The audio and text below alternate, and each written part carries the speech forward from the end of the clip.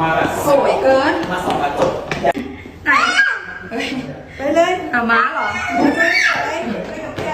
เกลอะไรอ่ะ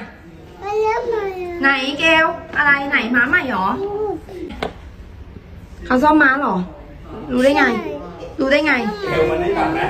ไปเกลวันนี้ก่อนมาแบบสวยเกินมาส่องกระจกไหนไปเลย เอาม้าเหรอเกลอะไรอ่ะไหนเกลอะไรไหนม้าใหม่หรอเขาซ่อมม้าเหรอรู้ได้ไงรู้ได้ไงเกลวันนี้ก่อนไหมไปเกลวันนี้